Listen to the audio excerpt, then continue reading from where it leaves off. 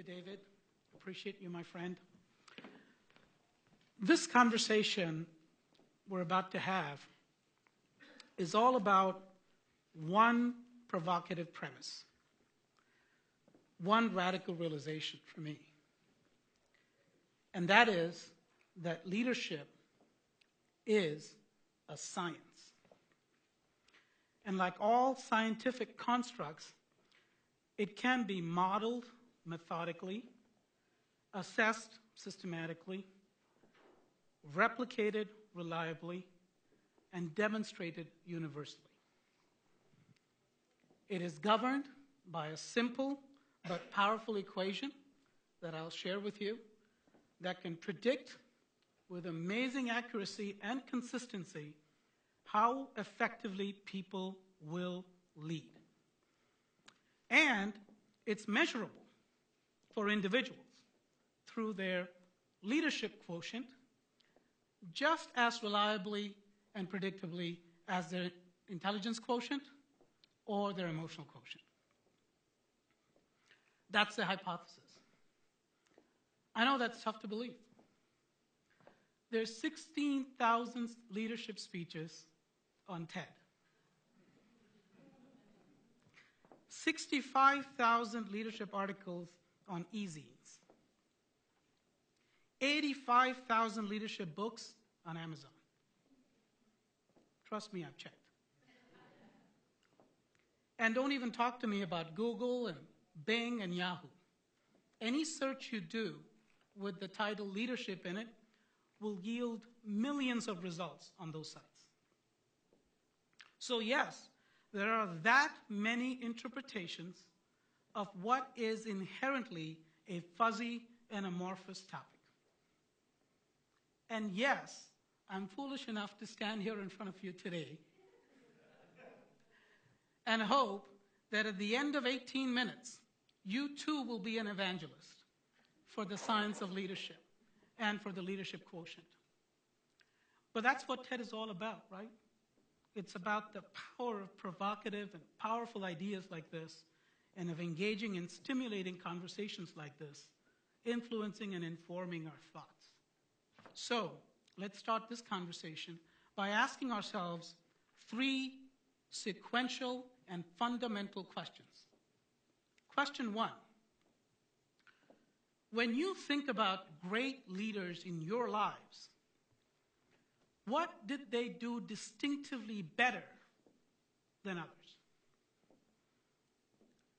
Do you know the greatest leaders I've encountered in my life are my parents? They never wrote a book. They never held high office. In fact, I don't think they did anything that would be traditionally associated with greatness. And yet, all the great leaders that I've looked up to and all the extreme achievers that I've aspired to be have not impacted me as broadly and deeply as those two solitary souls. Here's the scouting report on my parents. Unlikely leaders. 2 of 14 siblings in their collective families. 4 feet 11 inches and 5 feet 1 inch short.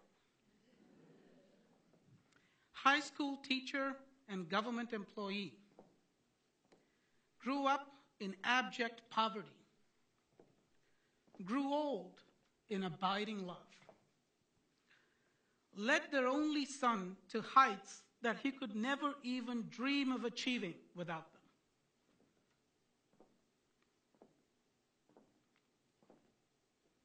I miss my parents. I would follow them happily and voluntarily to the ends of the earth. You know the best part of my parents' leadership story? They led me. They led me from 18 miles away, 1,800 miles away, and 18,000 miles away. They led me as a willful child, and they led me as a strong-willed adult. They led me when they were alive, and they lead me today when they walk with the angels. And they led me without coercion or coaxing, without anger or fear or guilt or shame or remorse. What was the magic in what my parents did that had such a hold on me? What did they do to enable the kind of followership that they did from me? And I can tell you, for those of you that don't know me, that I'm a pretty ornery, cussed, obstinate, independent-minded, strong-willed guy. So what was it? In the answer to that question lies the secret of great leaders. Great leaders do one thing masterfully.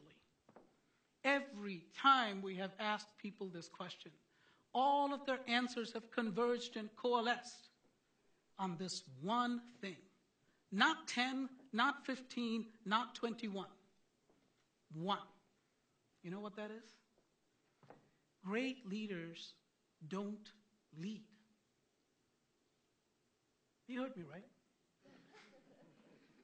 Great leaders don't lead. Great leaders have figured out a way to get other people to want to follow. Think about this for a little bit. Why is this important? Because people are adamant, determined, obdurate, brilliant, unpredictable, capricious, mutable, skeptical creatures. They are, without exaggeration or hyperbole, the most complicated, confounding, complex life forms on this planet. Kind of like you and me. You can't make people follow you if your life depended on it. They have to want to do it. Leadership, therefore, is an ultimate, beautiful, magnificent act of free will. Not on the part of those who lead, but on the part of those who follow. Leadership is a gift that's given voluntarily by a discerning many to a privileged few. The awesome, magical secret of great leaders is that people choose to be led by them. Followers pick leaders more so than the other way around. Free will and independent thinking make it impossible to force people to follow through the mandates of an organization chart, even though many leaders still try it today. What they don't understand is they might have been appointed to a managerial position on that organization chart by the people above them, but they are elected to their leadership roles by the people below them who follow them. Remember this. Every time I've forgotten, I've failed. So my parents didn't even try to lead me. They knew the futility of that enterprise. Instead of that, they focused instinctively and unerringly on enabling me, engendering in me a voluntary desire to follow them. Which leads us to our second question of the day. What do the great ones do that make people want to follow them? Well, we asked a lot of people this question. And you know what they told us? They told us a few things. The first thing they told us was that they pick leaders through a process that's subconscious and instinctive, not conscious and methodical. The second thing they told us was that process of picking their leader was perpetually instantaneous and permanently temporary. It happened every second, every minute, every hour, every day, based on the leader's actions. The third thing they told us was that process was the ultimate secret ballot. There were no exit polls. Nobody told their leaders whether they had won or lost the battle for their hearts and minds on any given day. Yet, when that battle was won, there was commitment. When it was lost, there was compliance at best. And the last thing they told us was that victory in this unremitting election was won by leaders, not by the positions that they occupied in the organizational hierarchy, not by the institutions that they represented, or the wealth that they possessed, or the personalities that they projected, but by 3 currencies of influence that they earned, and by 3 assets of impact that they built. Interestingly, my parents earned those exact same 3 currencies from me and built the same 3 assets with me. I'm going to tell you what they are. First, I realized that my parents were smarter than me about life. So while they were poor in financial terms, they were rich in superior, relevant resources, intellectual resources. That asset earned them the currency of respect from me. Second, I knew without doubt or dilemma that they wanted only the best for me. There was no hidden agenda because I had a dependable, caring relationship with them. That asset earned them the currency of trust from me. Thirdly, I figured out that every time I listened to them and I acted on what I was told, I got the distinctive, consistent results that I wanted. And that asset bought the currency of credibility from me. Think about that for a minute. If every time you followed a leader, you got the results that you wanted, don't you think it would make sense to follow them again? If every time you interacted with them, you trusted that they had your best interests at heart, wouldn't you feel like following them again? And if every time you heard them speak, they seemed to have in-depth domain expertise, wouldn't you respect their judgment enough to act on what you heard? I suspect the answers to these 3 questions from you would be yes, yes, and yes. Over and over, our studies tell us that great leaders earn the currencies of credibility, trust, and respect consistently from most constituencies, most of the time. And they earn those currencies by building the assets of results, relationships, and resources. Which leads us to the final question of the hour. How do you build these assets of impact? How are those assets built? All assets require investment. To build the assets of impact, you need investment of intention. Here's how those assets are built.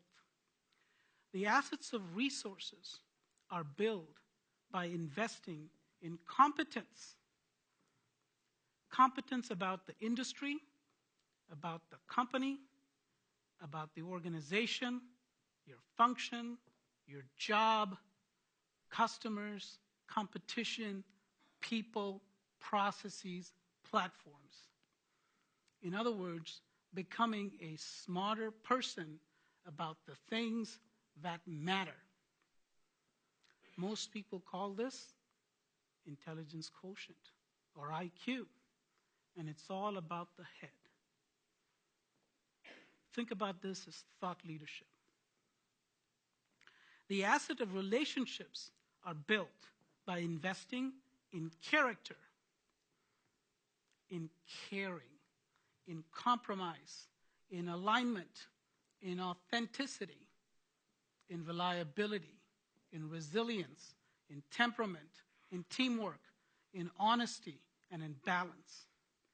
In other words, becoming a better person on the qualities that count. Most people call this emotional quotient, or EQ, and it's all about the heart. Think of it as people leadership. The asset of results are built by investing in capabilities, envisioning, planning, motivating, communicating, coaching, developing, managing, collaborating, negotiating, decision-making. In other words, becoming a more effective person on the actions that accomplish. We call this the execution quotient, or XQ, and it's all about the hands. Think of this as results leadership. There you have it. That is the mathematics of leadership. From the hands, heads, and hearts of the people that count, the unnamed many who choose to follow the privileged few on whom the mantle of leadership is bestowed. Sizable specifically, improvable incrementally. The formula for being first in the fight for followers is exactly as I laid it out for you. LQ equals IQ plus EQ plus XQ. Turns out my parents were high LQ leaders. Just took me a long time to figure out the source of their magical hold on me. So it wasn't abject fear of tough people that made me listen to my parents. It was a rational salute to smart people. They were high IQ thought leaders. It wasn't an affectionate liking for nice people that made me listen to my parents. It was an emotional bond with good people. They were high EQ people leaders. And it wasn't filial devotion to well-intentioned people that made me listen to my parents. It was the practical effectiveness of successful people. They were high XQ results leaders. After 50 years on this planet and 25 years in leadership roles, my realization is this: the hands that rock the cradle rule the world.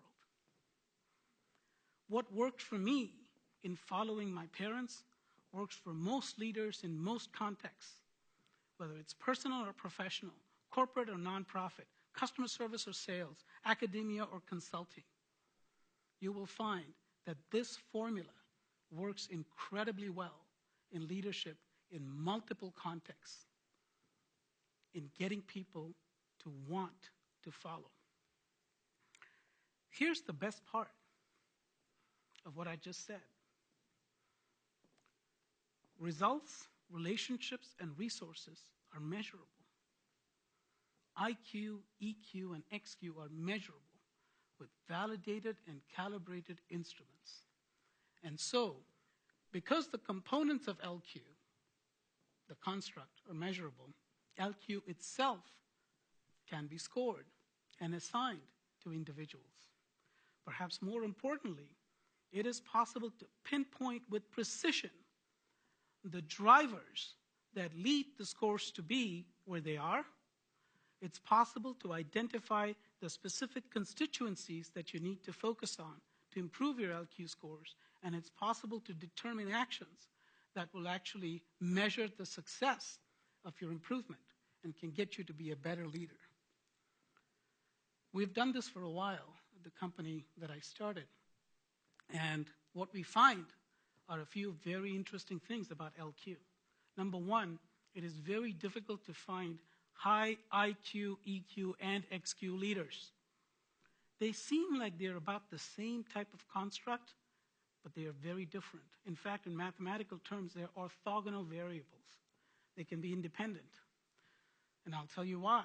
If you're a high XQ results-oriented leader, chances are you're going to have some tough conversations with people, push them out of their comfort zones. How is that going to affect your trust quotient?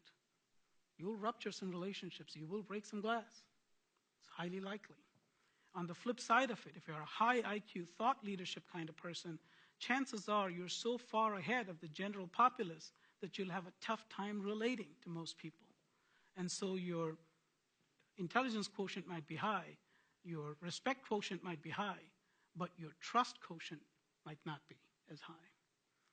By the same token, if you're a very relationship-oriented person, chances are you have a tough time having the types of crucial conversations necessary to perhaps drive performance. And so your trust quotient will be high, but your credibility quotient won't be. So it's very difficult to find balanced leaders across all modalities.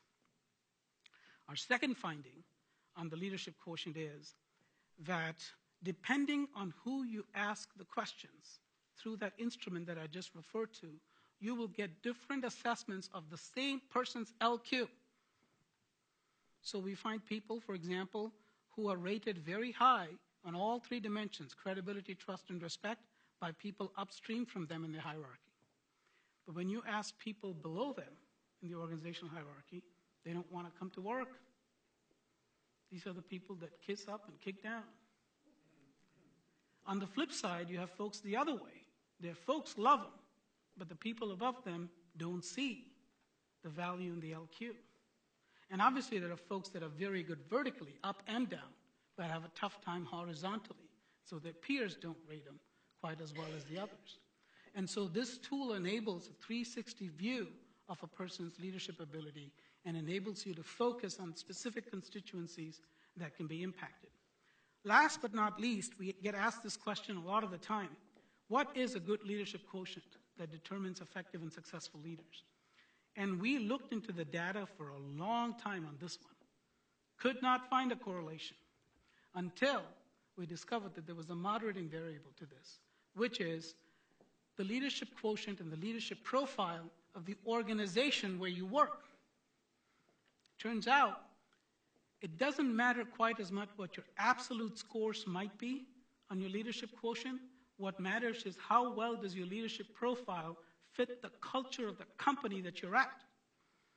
Are you at a high IQ company, like McKinsey, for example, where if you're not master of your domain and smart in your space, you'll have a very tough time unless you're the same profile. Okay? If you're in a high XQ company like Verizon, Walmart, if you're not high credibility quotient leader, you'll have a tough time. You could be the smartest person on the planet, but it won't work. And by the same token, if you're in a relationship-oriented company where trust matters a lot more, you have to be more oriented in that dimension in order to succeed there. So those are three key findings on the leadership quotient. That is the science of leadership. As you can see, it's not complicated. But you know what my discovery has been?